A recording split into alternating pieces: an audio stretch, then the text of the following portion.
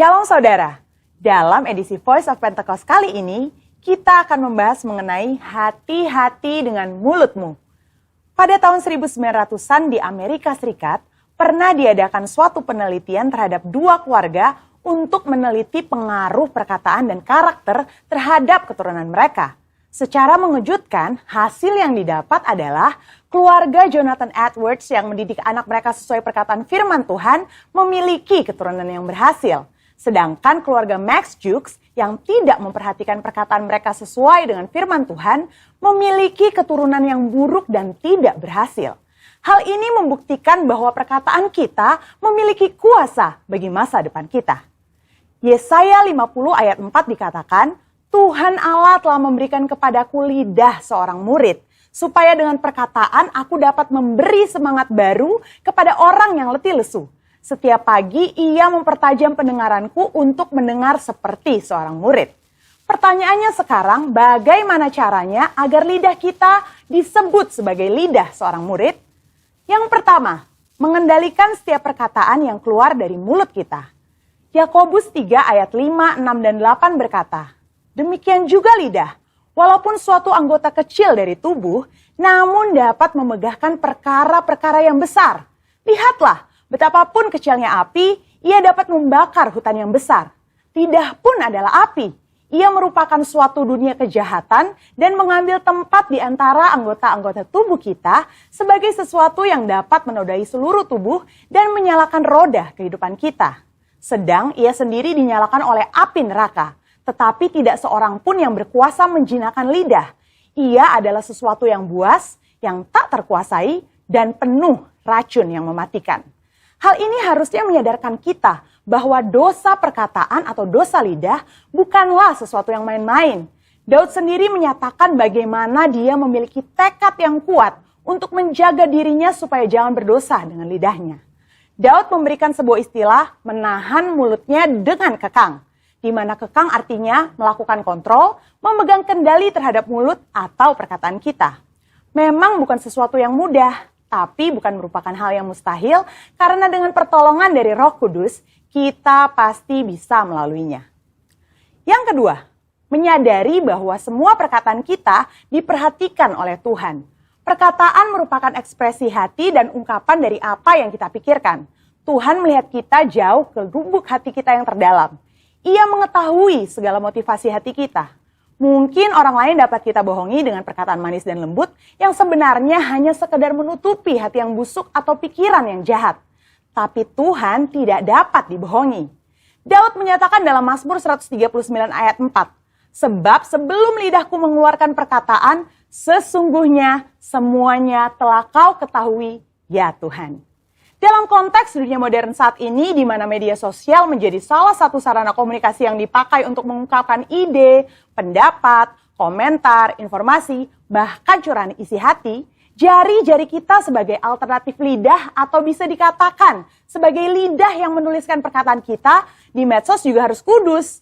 Jangan sampai jari-jari kita mengetikkan pesan hoax, yaitu berita sembarangan yang tidak terbukti kebenarannya, apalagi yang menimbulkan perpecahan, kebencian, kebingungan, bahkan penyesatan bagi orang-orang yang membacanya. Yang ketiga, mulut kita senantiasa memperkatakan firman dan puji-pujian. Salah satu cara efektif untuk menjaga agar kita tidak salah menggunakan perkataan adalah dengan menggunakannya secara benar, yakni dengan cara senantiasa memperkatakan firman Tuhan dan puji-pujian kepada Tuhan di setiap waktu, di setiap keadaan, di setiap situasi kepada semua orang. Sambil kita memuji-muji Tuhan, ingatlah apa yang Tuhan nyatakan melalui Yakobus dalam suratnya. Jikalau ada seorang menganggap dirinya beribadah, tetapi tidak mengekang lidahnya, ia menipu dirinya sendiri. Maka sia-sialah ibadahnya. Sebagai contoh, bila kita mengalami suatu kejadian yang kurang baik, kita tetap memperkatakan ucapan syukur kepada Tuhan dan bukannya bersungut-sungut, karena firman Tuhan berkata, mengucap syukurlah dalam segala hal. Yang keempat, menyelaraskan perkataan dengan perbuatan kita. Dalam 1 Yohanes 3 ayat 18 dikatakan bahwa kita harus mengasihi bukan hanya dengan perkataan atau dengan lidah saja, tetapi dengan perbuatan dan dalam kebenaran. Perkataan adalah sesuatu yang nyata dan dapat didengar secara nyata. Namun, ketika perkataan diucapkan untuk menyatakan perasaan kasih kepada seseorang, hal tersebut bisa menjadi sesuatu yang tidak berarti apa-apa jika tidak disertai dengan perbuatan nyata seperti yang dikatakan. Misalnya, ketika kita berkata bahwa kita mengasihi Tuhan dengan segenap hati, namun kita malas beribadah atau malas melakukan firman Tuhan, maka perkataan kita tidak bermakna sama sekali. Kita perlu menyelaraskan perkataan dengan perbuatan kita. Dengan demikian, membantu kita untuk berpikir sebelum berkata-kata. Amsal 18 ayat 20-21 mengingatkan bahwa hidup dan mati dikuasai lidah. Oleh sebab itu, kita perlu memperhatikan apa yang kita ucapkan. Biar dari mulut kita hanya keluar kata-kata yang membangun, bukan menghancurkan. Menguatkan, bukan melemahkan. Ingat, Amsal 18 ayat 20-21 juga berbicara mengenai apa yang kita ketik di sosial media. Biar perkataan dan postingan kita memuliakan nama Tuhan. Saudara, untuk penjelasan lebih lengkapnya dari tim teologi kami, jangan lupa untuk buka link yang ada di atas atau scan QR Code yang tersedia. Salam integritas, Tuhan Yesus memberkati.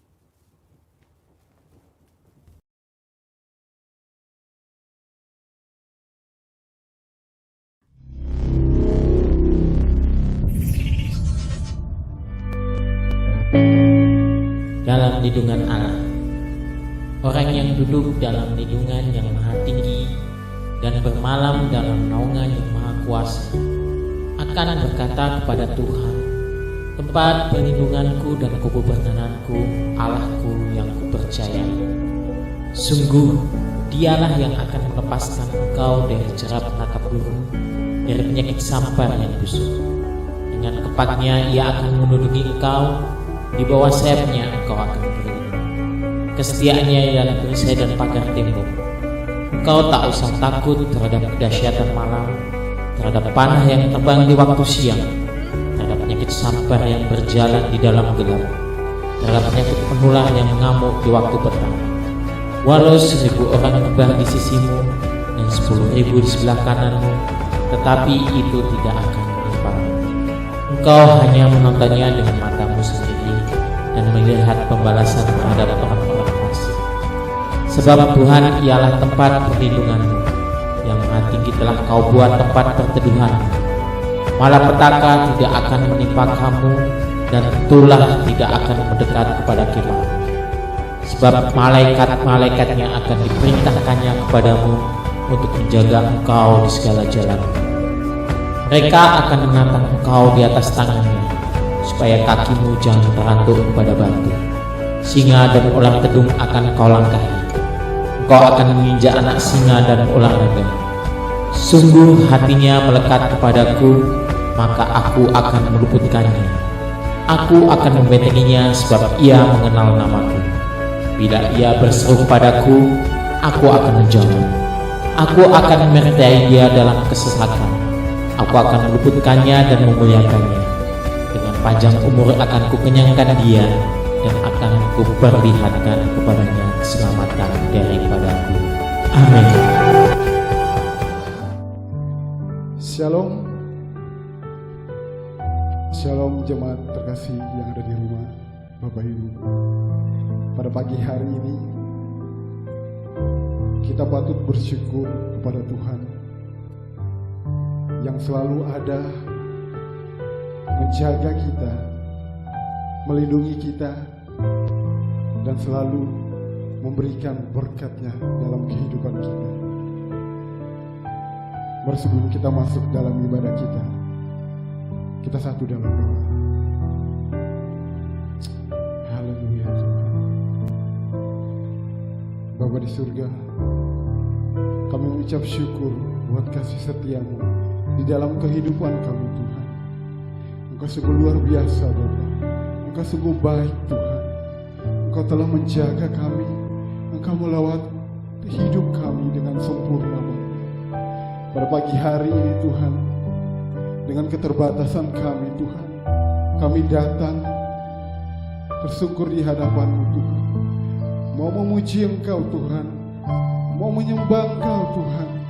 Pada pagi hari ini Tuhan, biarkan mujizat-Mu terjadi dalam nama Tuhan Yesus Kristus. Kami berdoa dan mengucap syukur. Amin. Kita minta Tuhan penuhi hati kita. Kita minta Dia menjamah kita. Kita percaya Engkau hadir. Engkau menjamah kita, Tuhan.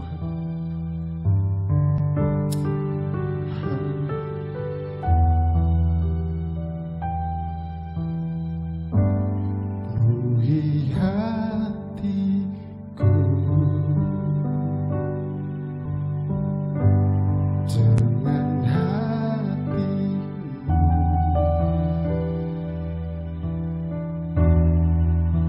Ku rindu memandang wajah-Mu, oh Tuhan, di dalam kekudusan-Ku. Bawa hatiku dalam hati-Mu, oh, ku rindu mendengar suara-Mu, oh Tuhan, tempat kudus-Mu sekarang. Ku rasakan kasih-Mu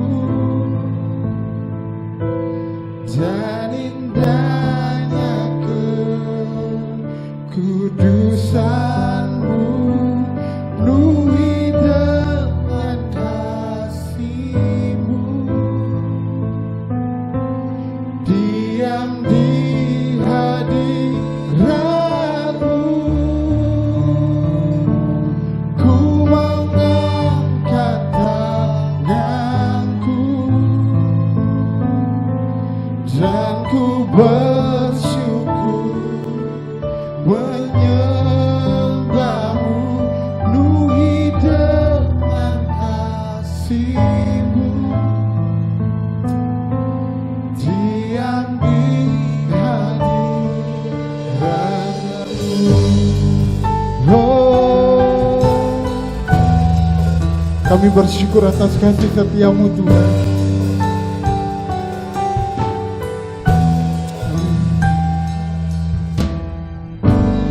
Penuhi hatiku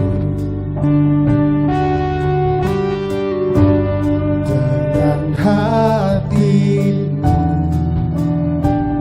Amin. Ku rindu memandang wajah-Mu, oh Tuhan, di dalam kekudusan-Mu. Bawa ku dekat dalam hati-Mu.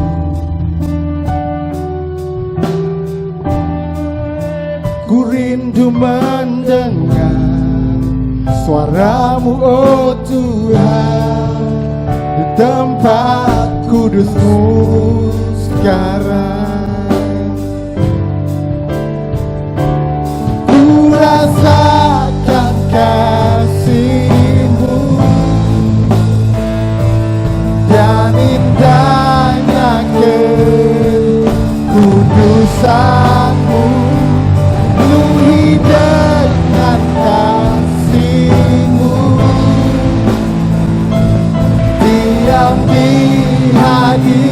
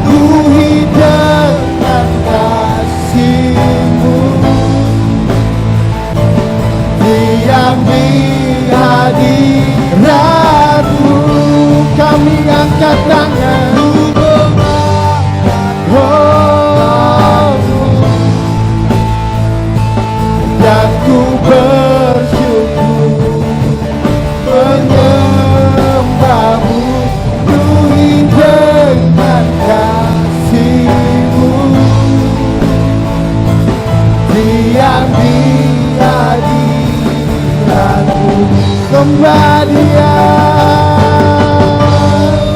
Haleluya.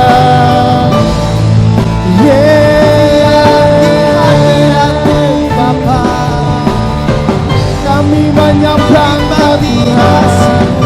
Haleluya.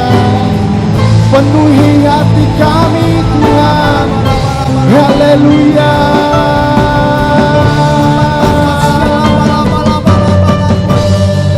Kami rasakan kasih-Mu Tuhan. Haleluya. Mari kita sembah Dia. Dia yang layak diagungkan, Dia yang layak ditinggikan.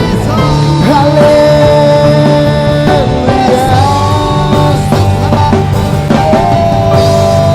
Glory, kami sembah Engkau Tuhan. Haleluya.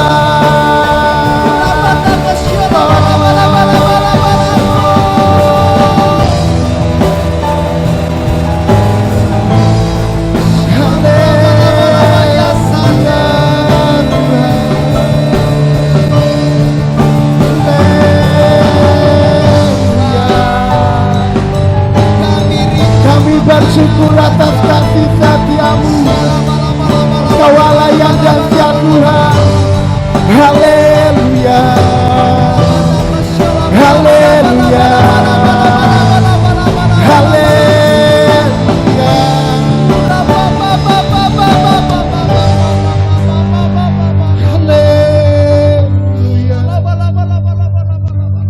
Oh Tuhan, kami merasakan jamahan-Mu. Haleluya.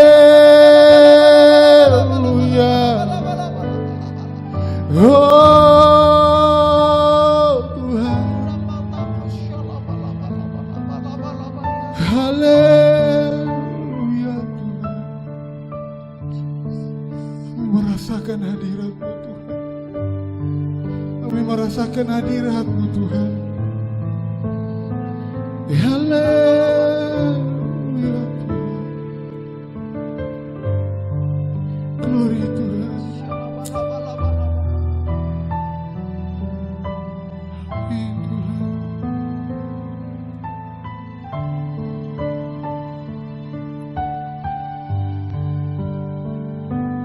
Ku rasakan kasih-Mu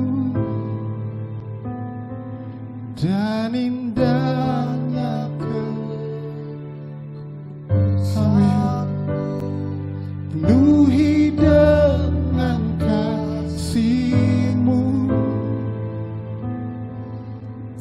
yang di hadirat-Mu.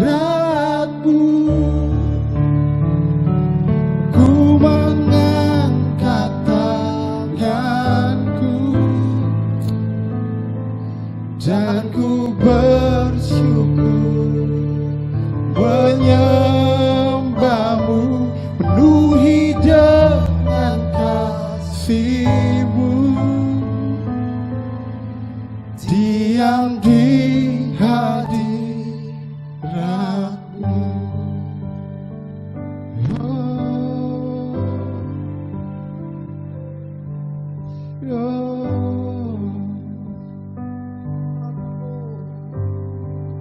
Haleluya.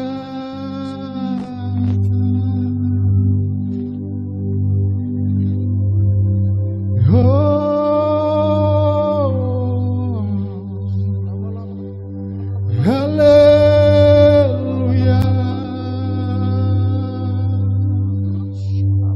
Haleluya.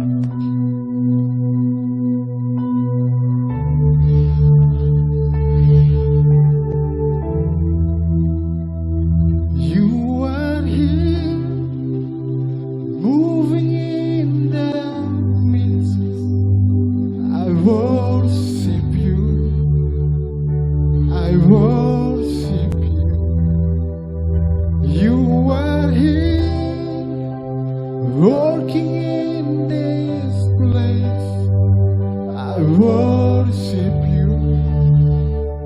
I worship you. You are here, moving in our midst. I worship you. I worship you. You are here, working in this place. I worship you. I worship you. You are waymaker, miracle worker, promise keeper, light in the darkness. My God, there is who you are. Waymaker, miracle worker, promise keeper, light in the darkness. My God, that is who you are. Waymaker, miracle worker, promise keeper, light in the darkness. My God, that is who you are. Waymaker, miracle worker, promise keeper, light in the darkness. My God, there is who you are. There is who you are. There is who you are. There is who you are. There is who you are. There is who you are. There is who you are. There is who you are. There is who you are. Waymaker, miracle worker, promise keeper, light in the darkness. My God, there is who you are. Waymaker, miracle worker, promise keeper, light in the darkness. My God, there is who you are.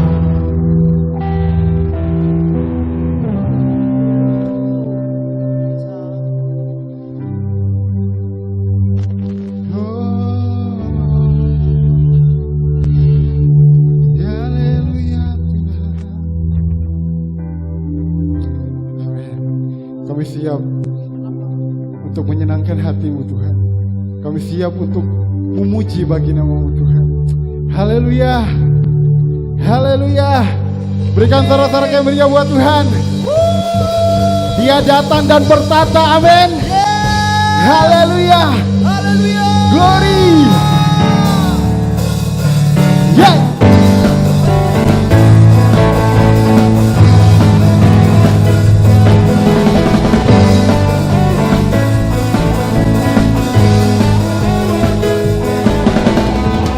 Melukis cakrawala, merangkai jagat raya, pencipta alam semesta, pemilik kehidupan yang sanggup menyelamatkan jalan-jalan kebenaran.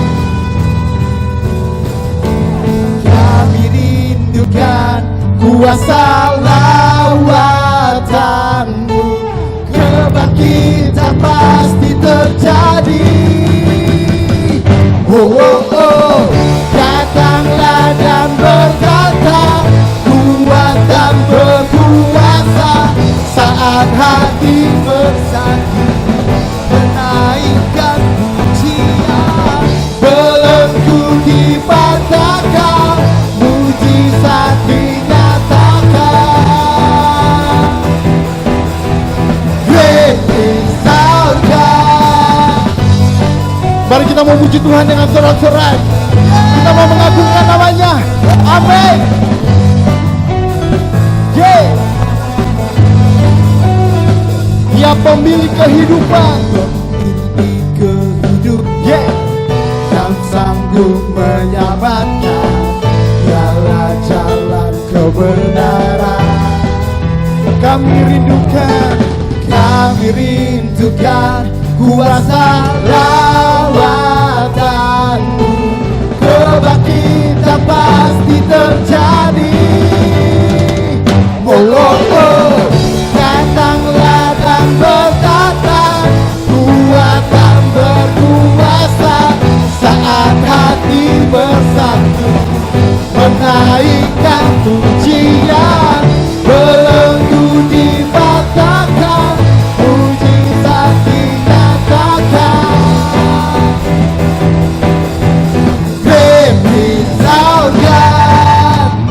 kata tepuk tangan di atas kepala.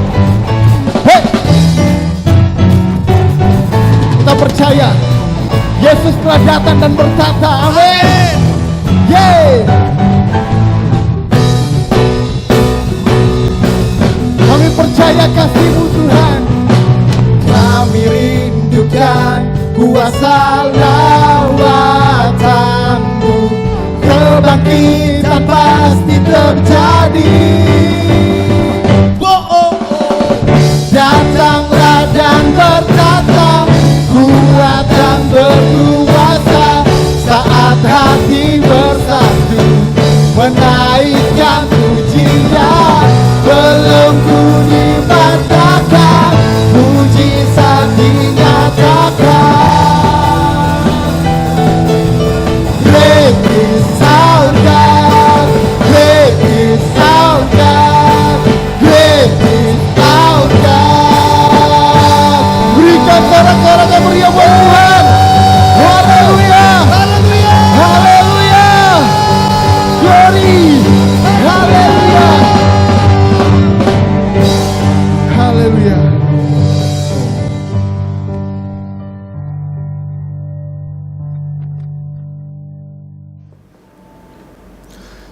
Shalom Bapak Ibu, saudara sekalian yang dikasihi Tuhan, salam sejahtera di dalam kasih Tuhan Yesus Kristus.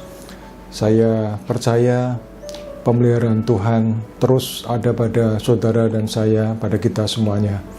Mari saudara, sebelum kita mendengarkan firman Tuhan, saya mengajak kita untuk sama-sama kita berdoa, mohon tuntunan dari Tuhan. Mari kita berdoa. Bapa, kami mengucap syukur buat kesempatan ini Tuhan, kami boleh beribadah kembali dan kami telah naikkan pujian dan penyembahan kepada Tuhan, biar itu boleh berkenan di hadapan-Mu Tuhan. Sebentar kami akan mendengarkan firman Tuhan, kami berdoa, urapi kami, urapi hamba-Mu, biarlah Tuhan kami boleh Tuhan mengerti apa yang menjadi kehendak-Mu, apa yang Tuhan inginkan dalam hidup kami. Terima kasih ya Tuhan, dalam nama Tuhan Yesus kami berdoa dan mengucapkan syukur. Amin. Nah, saudara sekalian, pada kesempatan ini saya akan menyampaikan sebuah khotbah dengan judul Mengakhiri Pertandingan yang Baik. Ayat masih ada di dalam 2 Timotius 4 ayat yang ke-7. Saya akan bacakan buat saudara-saudara 2 Timotius 4 ayat yang ke-7. Demikian firman Tuhan. Aku telah mengakhiri pertandingan yang baik. Aku telah mencapai garis akhir dan aku telah memelihara iman. Saudara-saudara, ayat ini memang seringkali ya itu disampaikan di dalam ibadah penghiburan, saudara-saudara. Terutama biasanya karena ada kesaksian yang baik dari almarhum ataupun almarhumah, sehingga sewaktu masih hidup ya, sehingga firman ini disampaikan oleh hamba Tuhan dalam ibadah penghiburan. Tetapi saudara-saudara, sebetulnya firman ini tidak hanya untuk ibadah penghiburan ya, tetapi cocok sekali untuk kehidupan sehari-hari ya, untuk saudara dan saya dalam kehidupan sehari-hari apapun kondisi kita, maka firman ini cocok untuk disampaikan, yaitu ajakan untuk mengakhiri pertandingan yang baik, saudara-saudara. Nah, saudara, kita akan merenungkan ayat ini ya. Tetapi sebelum sampai kepada ayat ini, sebenarnya ada dua tahapan ya, dua tahapan sebelumnya. Kita akan renungkan dua ayat lain sebelumnya yang merupakan tahapan sebelumnya ya. Jadi kita untuk merenungkan ayat yang ini, maka kita memerlukan dua ayat sebelumnya, saudara-saudara. Nah, yang pertama saya akan bacakan di dalam Efesus 2 ayat 8 dan ayat yang ke-9. Efesus 2 ayat 8 dan 9, demikian firman Tuhan. Sebab karena kasih karunia kamu diselamatkan oleh iman. Itu bukan hasil usahamu, tetapi pemberian Allah. Itu bukan hasil pekerjaanmu. Jangan ada orang yang memegahkan diri. Saudara-saudara, Di bulan April ini kita sedang memperingati akan Jumat Agung dan Paskah. Ya, Jumat Agung kita memperingati akan pengorbanan Tuhan Yesus di atas kayu salib. Darahnya tercurah untuk menebus dosa kita, dan oleh bilur-bilurnya kita disembuhkan. Pengorbanan Tuhan Yesus yang demikian luar biasa, ya, untuk supaya kita mempunyai hidup dan hidup dalam segala kelimpahan, saudara-saudara. Itu bicara tentang Jumat Agung, dan Paskah adalah bicara bahwa Tuhan Yesus mati, tetapi tidak terus mati, saudara-saudara. Tetapi pada hari yang ketiga, Tuhan Yesus bangkit.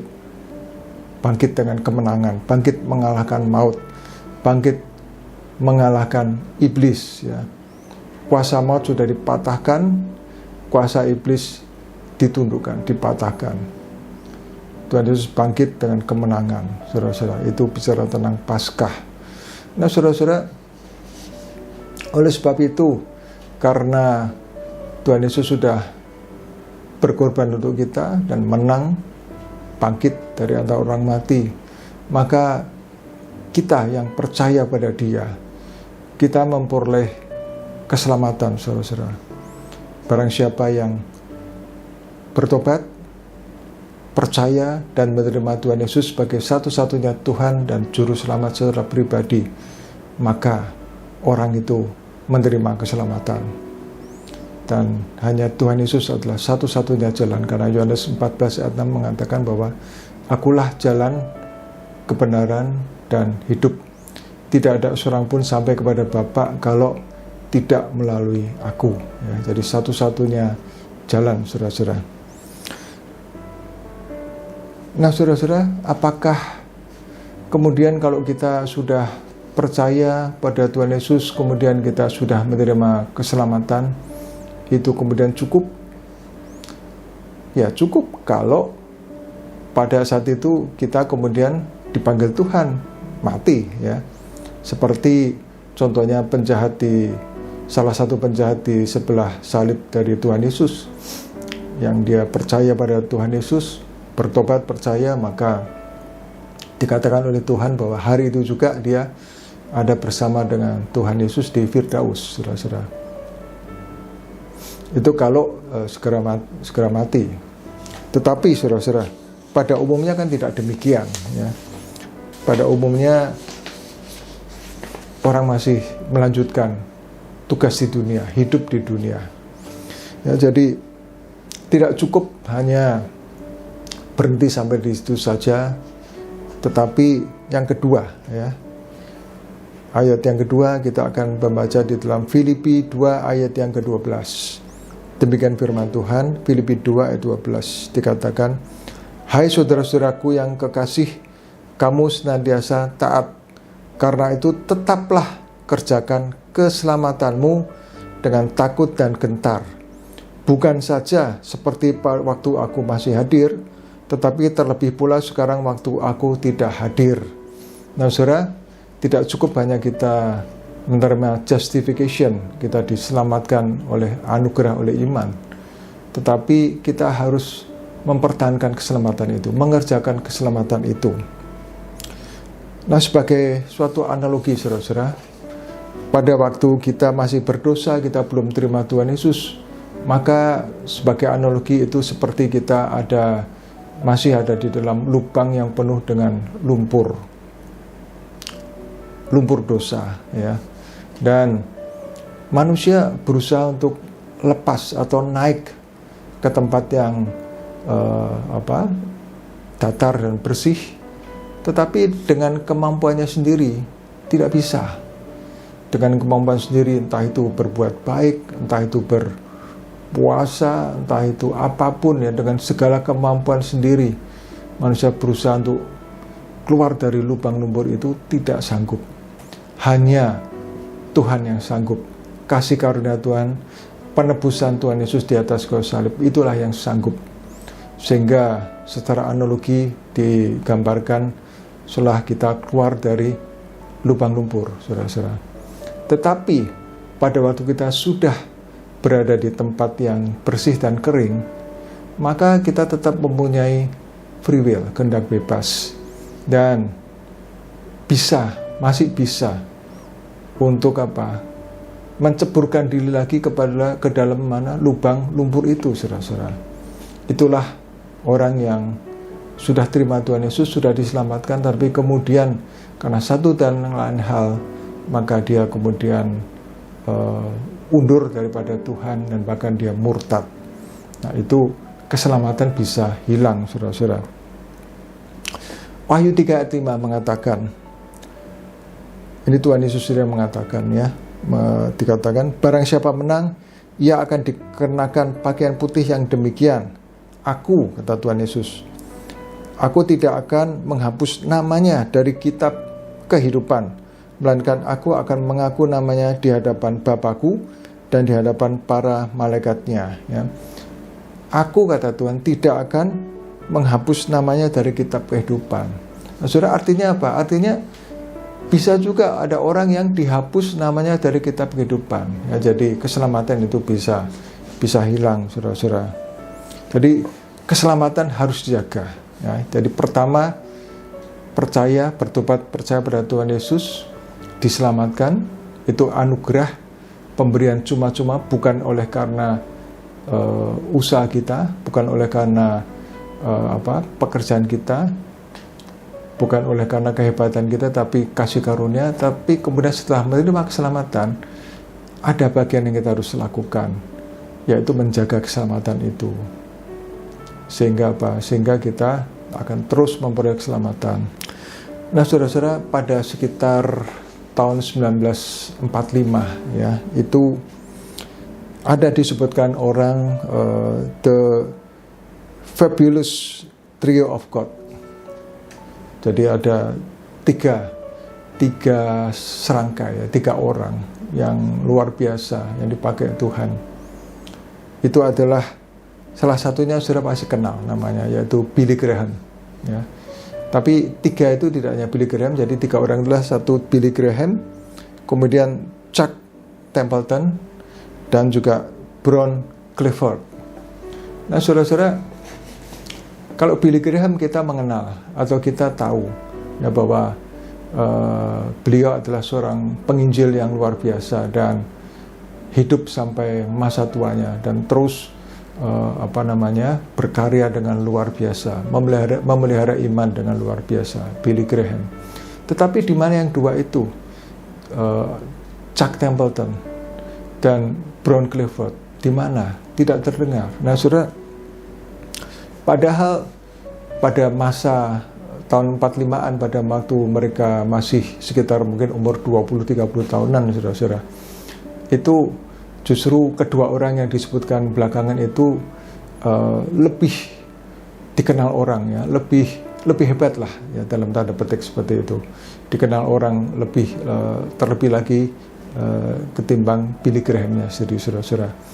Nah, tetapi apa yang terjadi? Chuck Templeton, nah, itu sekitar tahun 1950-an itu diketahui dia kemudian meninggalkan pelayanan, saudara-saudara. Kemudian pada tahun 1999, Chuck Templeton itu menulis buku Farewell to God, ya, selamat tinggal Tuhan. Sangat disayangkan.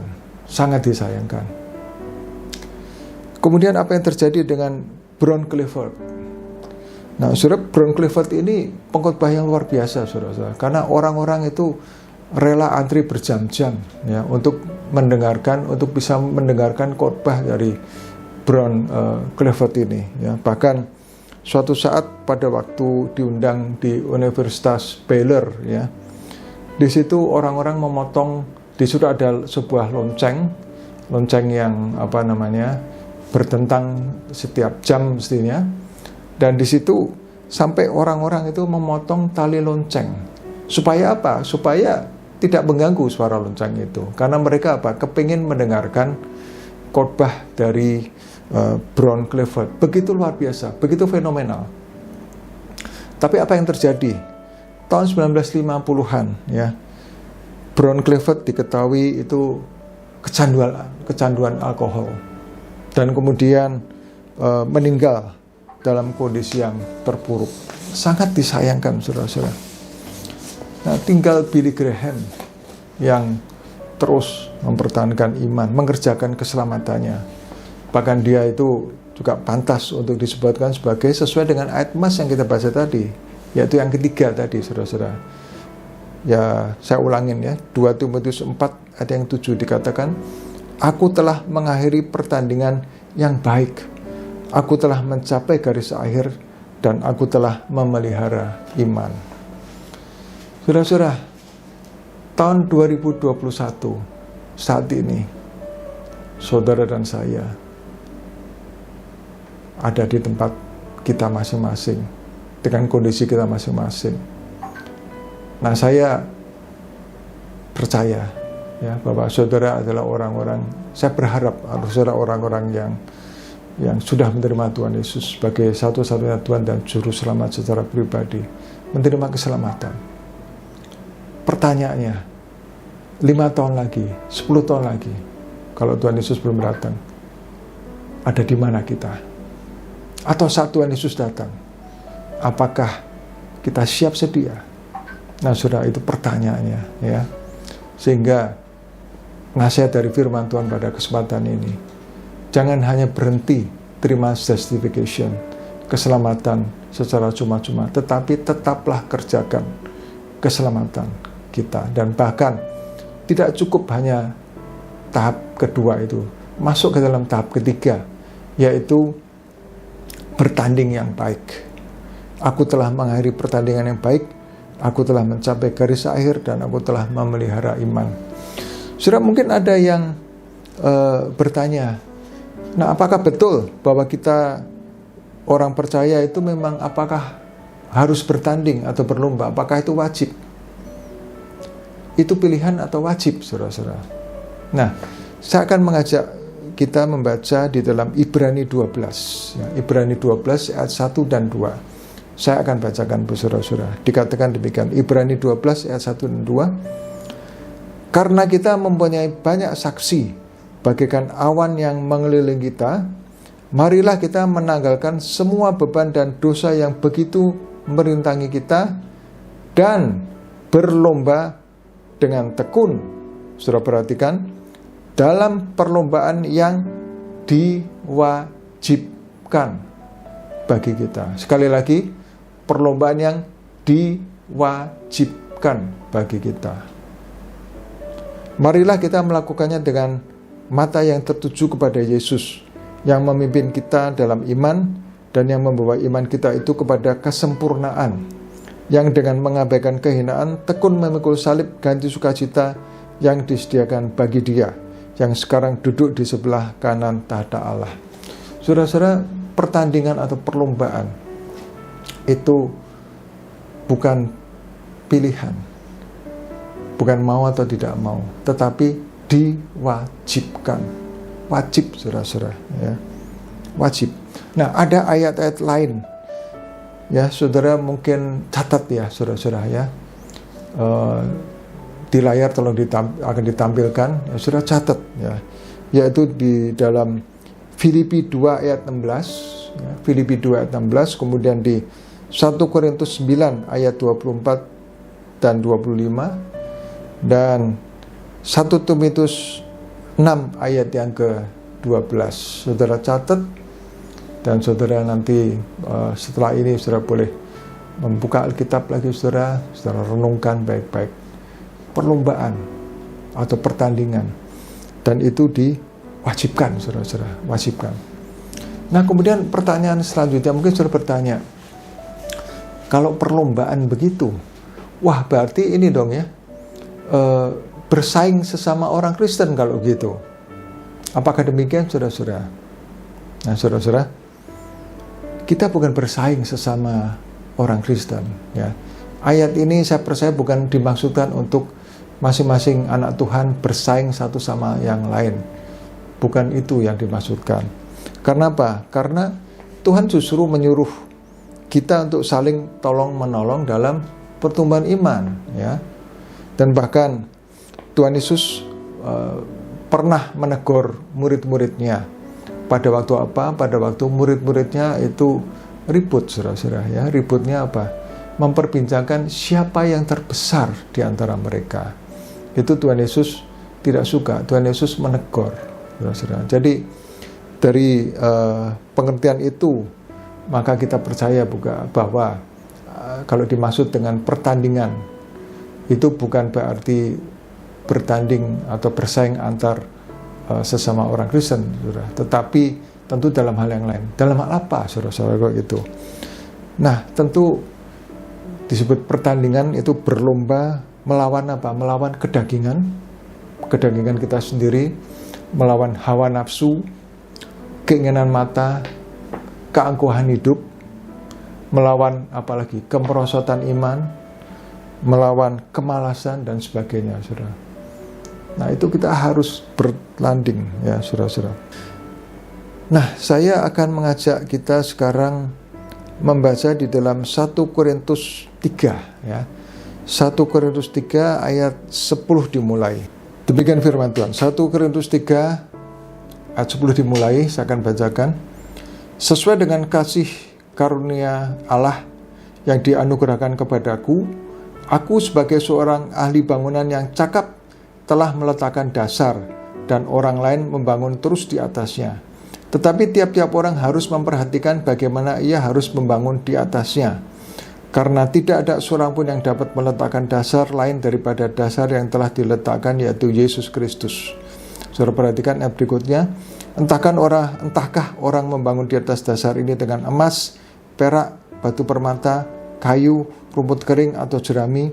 Sekali kelak pekerjaan masing-masing orang akan nampak, karena hari Tuhan akan menyatakannya. Sebab ia akan nampak dengan api, dan bagaimana pekerjaan masing-masing orang akan diuji oleh api itu. Jika pekerjaan yang dibangun seseorang tahan uji, ia akan mendapat upah. Jika pekerjaannya terbakar, ia akan menderita kerugian, tetapi ia sendiri akan diselamatkan, tetapi seperti dari dalam api. Nah, saudara-saudara, jadi selamat tetap selamat. Ada yang model seperti itu. Selamat tetap selamat, tetapi seperti dari dalam api. Oleh sebab itu, pengertian ini kita harus mengerti, ya, bahwa tidak cukup tadi hanya diselamatkan, terima justification, tetapi harus mempertahankan iman. Dan tidak cukup hanya mempertahankan iman, asal begitu saja, tetapi wajib masuk dalam perlombaan atau pertandingan, supaya kita bisa mendapatkan mahkota, saudara-saudara. Membangun dengan emas, dengan perak, dengan permata, saat diuji dengan api tidak terbakar, akan mendapatkan upah. Tapi kalau membangun dengan kayu, dengan rumput, dengan jerami, saudara-saudara, maka terbakar, ya.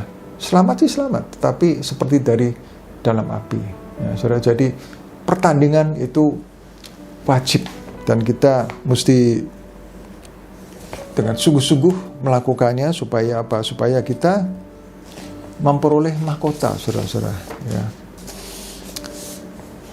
Saudara-saudara yang kasih Tuhan, berikut ini adalah rambu-rambu, ya, rambu-rambu.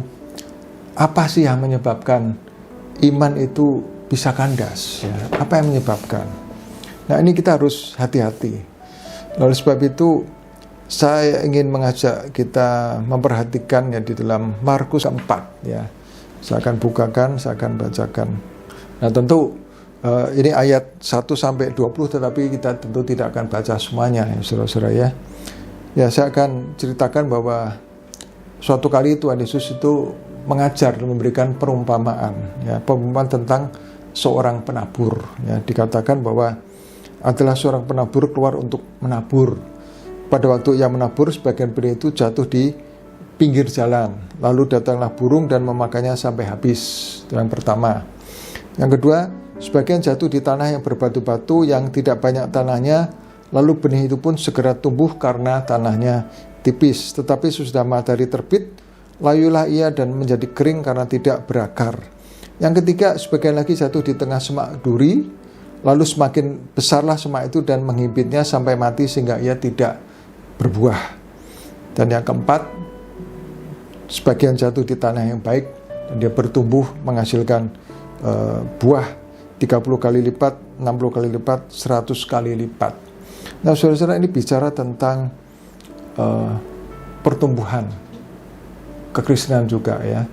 Nah, firman Tuhan ditaburkan itu, yang perumpamaan yang pertama itu adalah firman ditaburkan, dengar firman, tapi kemudian masuk kuping kiri, keluar kuping kanan, tidak menanggapi. Ya, seperti datanglah iblis dan mengambil firman yang baru ditaburkan di dalam mereka. Jadi mereka tidak menerima firman itu. Ada banyak kali diberitakan bahwa Tuhan Yesus adalah juru selamat, satu-satunya jalan kebenaran dan hidup, saudara-saudara. Tetapi tidak semua orang menerimanya. Ya. Yohanes 1 ayat 12 mengatakan, tetapi mereka yang menerimanya diberinya kuasa untuk menjadi anak-anak Allah. Tapi tidak semua orang menerima, saudara-saudara. Itu seperti firman ditaburkan di pinggir jalan, saudara. Kemudian ada lagi ditaburkan di tanah yang berbatu-batu. Itu orang dengar firman itu, segera terima dengan gembira, tetapi apa? Tidak berakar dan hanya sebentar saja. Datang penindasan atau penganiayaan karena firman itu, segera murtad. Jadi ini orang yang simpatisan ya terima Tuhan Yesus, dikatakan ya mau deh, mau.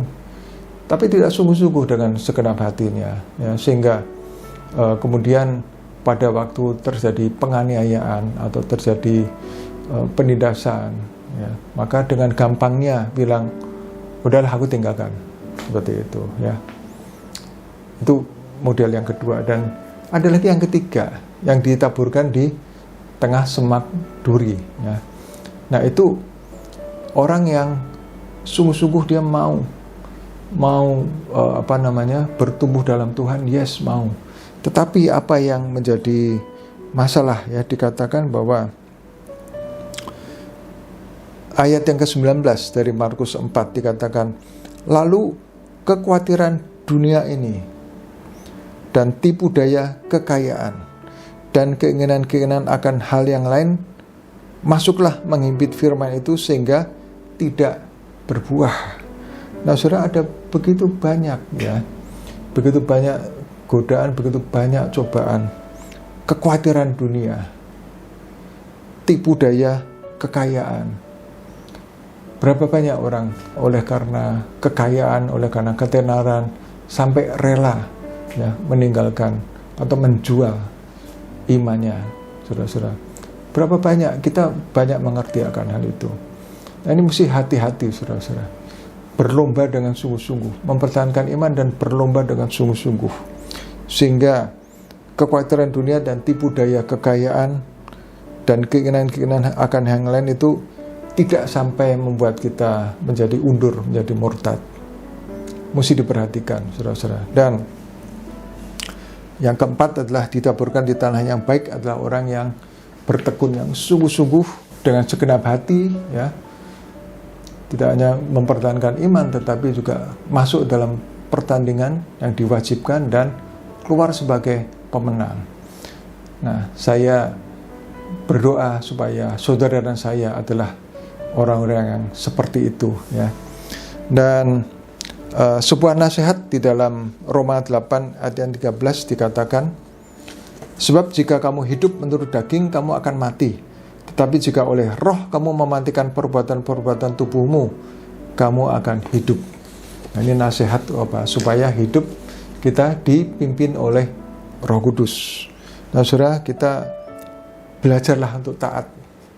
Mulai dari hal kecil dan sederhana hingga akhirnya hal-hal yang besar.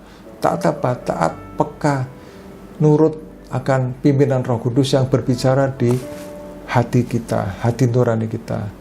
Roh Kudus berbicara dengan suara yang lembut.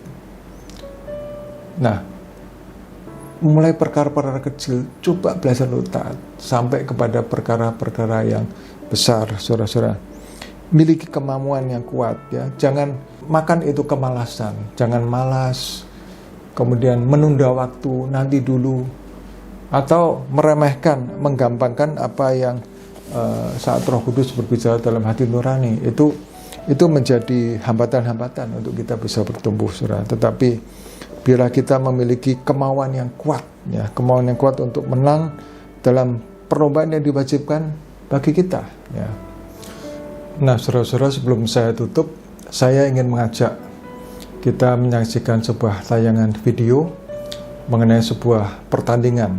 Video ini sangat menarik. Mari kita saksikan.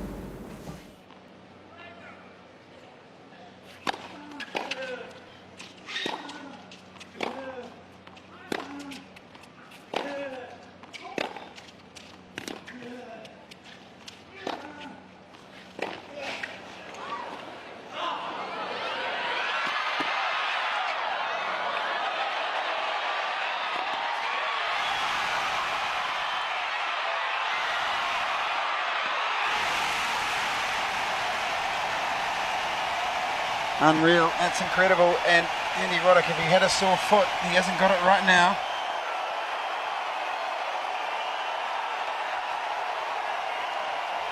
Well, that's incredible. Champions find a way, and Roddick, that's one of the greatest points in the history of the US Open. Nah, saudara-saudara, apa yang saudara saksikan dalam pertandingan yang tadi, ya, suatu pertandingan yang menarik, di mana seorang pemain tenis yang sudah dalam kondisi yang terpojok, kondisi yang hampir kalah, tetapi dia mempunyai suatu kemauan, ya, kemauan yang kuat untuk apa? Untuk bisa menang, untuk bertanding, saudara-saudara. Sehingga akhirnya dia bisa membalikkan keadaan dari posisi terpojok menjadi justru dia menang, saudara-saudara. Saya tidak tahu bagaimana kondisi saudara saat ini. Apakah iman saudara mungkin sedang kuat atau mungkin sedang lesu, saudara. Tetapi apapun itu, saudara dan saya, milikilah suatu keinginan yang kuat untuk bertanding dan menang, saudara-saudara. Bukan oleh kuasa kita, bukan oleh kehebatan kita, tetapi kita mengandalkan pertolongan dari Roh Kudus yang akan memampukan kita, sehingga kita boleh bertanding dengan baik dan kita boleh menang. Sehingga ayat emas yang tadi kita sudah baca, yaitu aku telah mengakhiri pertandingan yang baik, aku telah mencapai garis akhir, dan aku telah memelihara iman. Itu bisa berlaku untuk kita, saudara-saudara.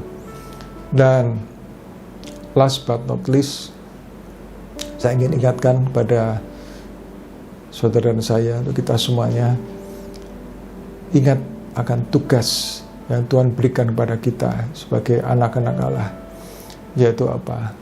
Yaitu kita mempunyai tugas untuk menjalankan amanat agung, ya. Tuhan Yesus akan datang segera untuk kali yang kedua.